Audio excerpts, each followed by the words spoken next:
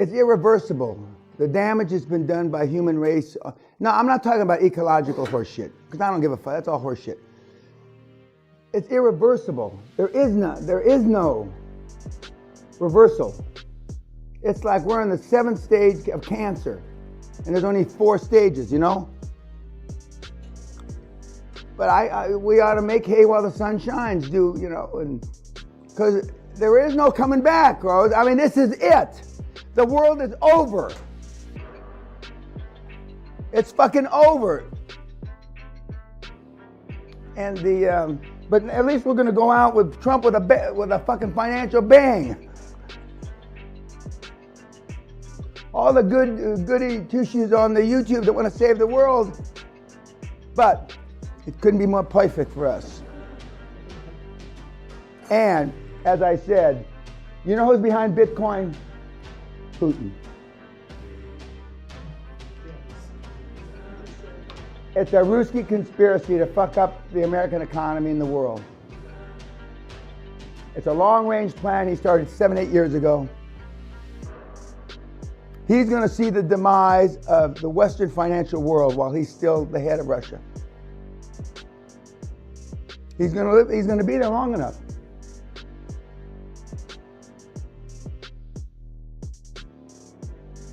And he's already hacked into the brains of all the morons. You, YouTubers. God, I said, we got to let them go early so they can do what? To tell their kids that the world's over? To say Merry Christmas, you stupid shits? I mean, there is no fucking Santa Claus? I mean, it's something that everybody knows somebody that owns Bitcoins. And most of the people that own Bitcoins wish they own more. And some of the people that don't own Bitcoins, you know, have got to come up with some justification why they don't own Bitcoins. Like I don't own any. I'm not going to get any Bitcoins. I'm not the typical guy that needs to get rich off of Bitcoins. See, I wanted to go to $1 billion because then there'd be a lot of wealth distributed to mostly poor people. And that's good for us. Because people, new wealth and their money and the people are easily separated. There's a reason why when you win the lottery, 100 million or 50 million, 4 years later they're broke. So I'm looking for all those Bitcoin guys to have a lot of money because I'm going to help separate that money from them. And you're going to separate the money from them. Well, that was, take their, in a legitimate, professional, honest, ethical, moral way, but take their money and, you know, fund your deals. Because most of the people that have made huge capital gains in Bitcoin don't know anything about investment. They don't. They're techie people that understand why it works and, you know, how it should work forever, but they don't understand the fundamentals of finance. And they're going to learn the hard way. As they start to cash in Bitcoins and make investments, then their history of an investment portfolio will begin. And I just soon have them begin it with us. You. Again, I don't want any deals. Please, Bitcoin people, don't contact me. Don't. But why not? You know, somebody's made, you know, like the Winklehouse twins that were an exception. They're the first billionaires, the first billionaires that are talking about making $1 billion. I hear they invested $10-11 million bucks, and their values are up to $1 billion. Isn't that the story? Something like that, right? Well, I'm sure if they're talking about it, there are other people that have made a lot of money. Now, the twins, those guys are sophisticated guys, so it's not likely you'll be separating their money from them. But I mean, there's plenty of other people that have probably made tens of millions, hundreds of millions, that are going to need investments.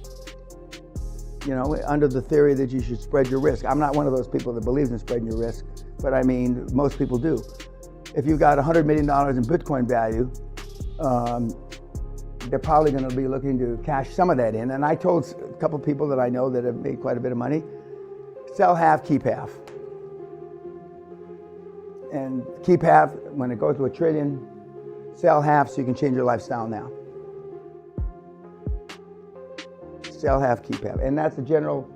I'm not a financial advisor. I'm not an investment advisor. I don't have any of the series 7, 10, 11, 14 licenses. So it's not advice. This is independent, free advice. Take it for what it's worth. But my advice when you make big chunk of money like that is sell half, keep half.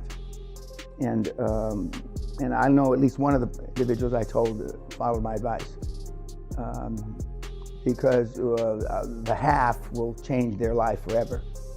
And the other half, and if it works out and Bitcoin goes to $1 million a coin, well then I'll be with you.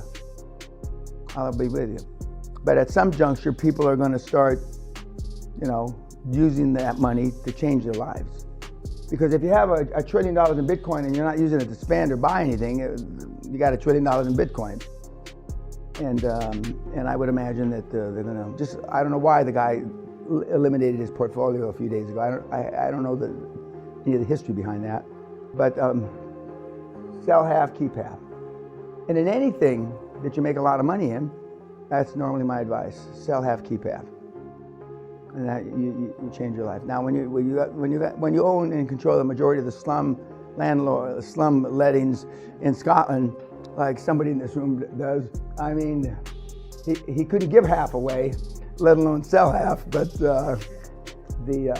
now, one of the things that my parents did that differentiated me when they were raising me is, the Spock doctor book and that stuff. But I believed in Santa Claus, the Tooth Fairy, and that kind of stuff till I was a lot older than all the other kids. I mean, they let that dream.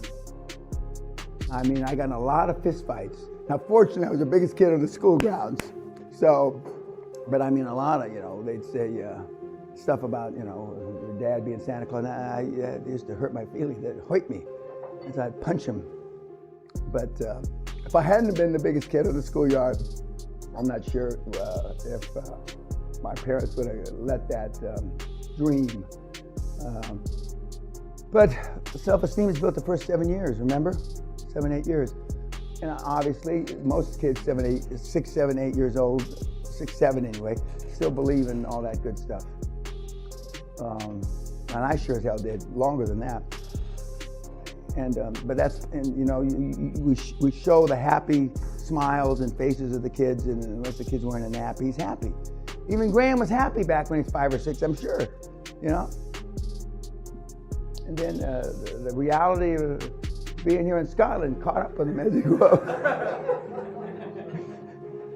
And I tell Andrew Carnegie, no matter what story you believe, whether he left living with rats in the hull of a ship when he was 7 or 8, or he left when he was 11 or 12 with his father, who was a joiner or something, and they went to the New World. He left, whatever story. I like the one when he was he stowed away on a ship, which apparently isn't true. I like that story anyway. It makes better copy.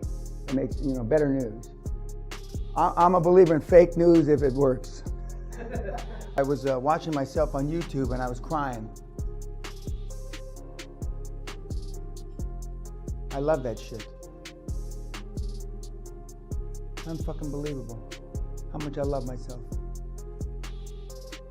But I was watching that and I said, God damn, fuck you good, Dan. Jesus Christ. See, I'd pay you to come here. You don't understand that. I love smacking the shit out of you so much. I'd pay you fuckers the 20 grand. Hell, I used to do it for fucking free. But I brought Mom along today because I forgot her yesterday. Sorry, Mom. Keep me straight. Because I never want to forget. See, you want to forget the shitty things you did. I never want to forget. And I've interviewed 3 of you so far. 3 stories. There used to be a program, Valerie, on in New York, and it says 8 million lives and 8 million stories.